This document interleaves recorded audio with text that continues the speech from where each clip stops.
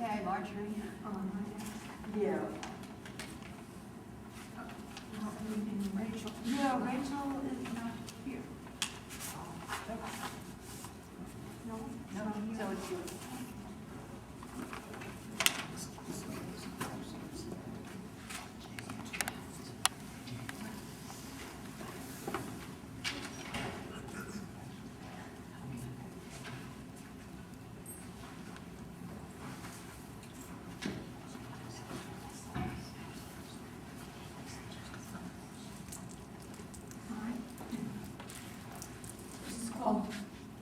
This is called soul food.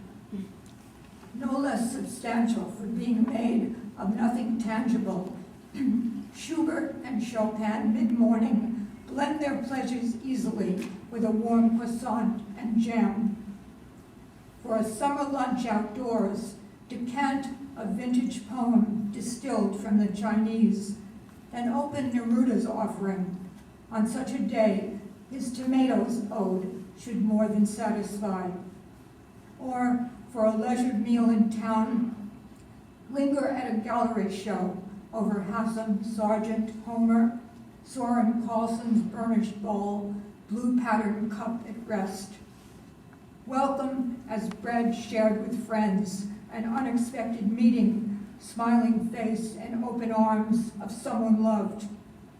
Will fill a need beyond the need to speak of it, as will a cat's answer to your touch, a 10-year-old's protective arm circling his young sister, the earth's first breath in spring.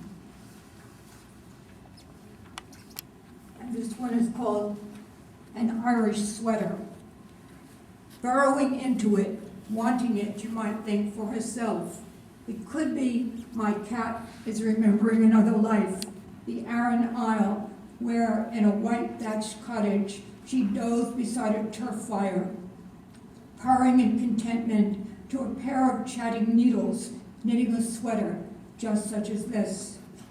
Or instead, an earlier life when she was the knitter, the fisherman's wife, a cat at her feet, and both of them ears alert, watching the weather, peering out, the work aside, waiting for his never certain return. Was she once the fisherman in layers of oilskin and wool, pulling in his catch of cod, a cat sure-footed on the deck, at workday's end, burrowing into the warmth of the wool, breathing its smells of brine and fish, of supper soon to be. And this one is a memory of a summer memory called Divining. Hold a branch like this, she told us, the forked part in both hands, the long end pointing forward. Walk slowly, the water underground will pull it down.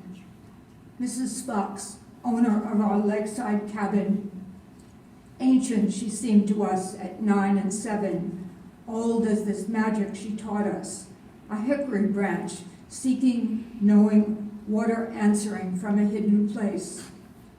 I want to think the branch just broken kept a memory of water, knew in its still green self water's force in rising. As we, forked creatures, separate from our source, are drawn to water's face and body, return breath and heartbeat slowing to the calm of all is well. And this is the newest one called Perennial. Spring, and from the fissures of the mind, as from the yielding earth, come an iris truly seen, the shock of its complexity. Lilies of the valley banked profuse, breathing fresh as morning, abandoned by the gardener, discovered by her shouting child. I found, I know, lots, anything but vacant, hiding stars of Bethlehem among the head-high weeds. New, all new, each time one small human finds his land lakes, stares at the dandelion gripped in his fist, gathering, storing, here is Eden, here is spring. this last one called Praise Breath.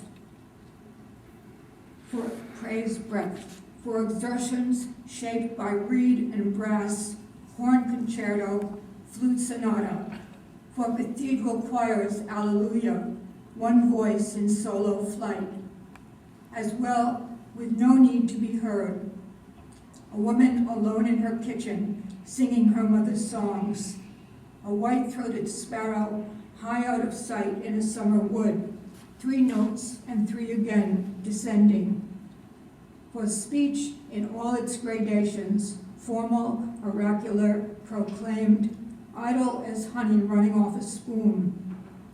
Shouts and whispered intimacies, praise the first breath, a newborn crying, I am here, and the last name called, out of need, out of fear, out of love, come near.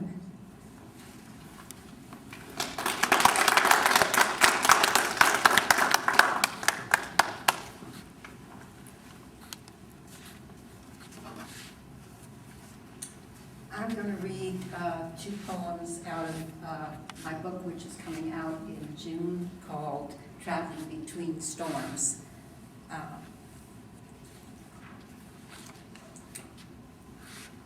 The first poem is called Llyn Pines.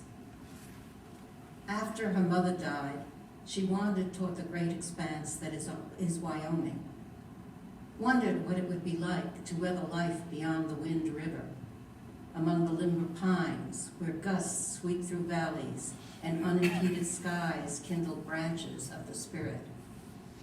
She heard songs in the quiet layers of boulders and brush, the trill of birds, the screech of praying hawks, the ripple of the creek, the roar of the falls, the vastness before her. Standing breathless atop stately ancient cliffs, she held on to one tiny moment. There were others there before her who had left their mark, pictographs on stone. An immovable museum. She asked, how can I take this place with me? In a shadowed cave within a rocky mass, the pack rat had made his collection of shiny nothings. She wanted something, but if she took from this spot, who next would see or hear the calls from the past?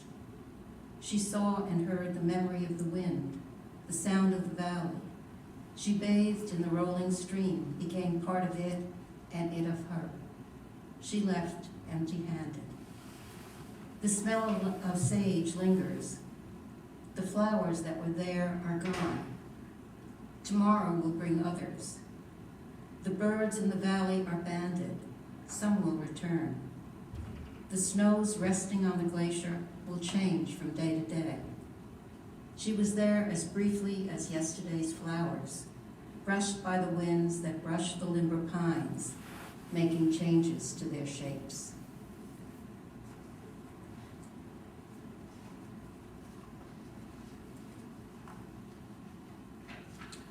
And this one is Terpsichore's daughter. I think most of us know Terpsichore is the muse of dance and Greek mythology, and I guess I'm her daughter.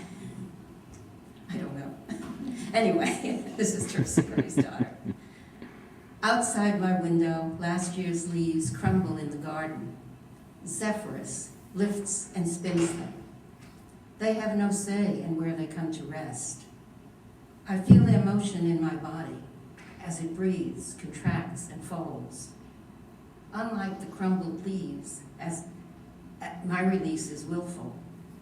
Daughter of Terpsichore, I listen for her lyre, step outside, begin to dance in fields of words, wind myself in spirals, hear familiar whispers, enter wooded paths that burrow in unfolded time, spin stories out of fragments, balance precariously on a high point, fall and recover with enough breath to know when the dance ends and how to come to rest.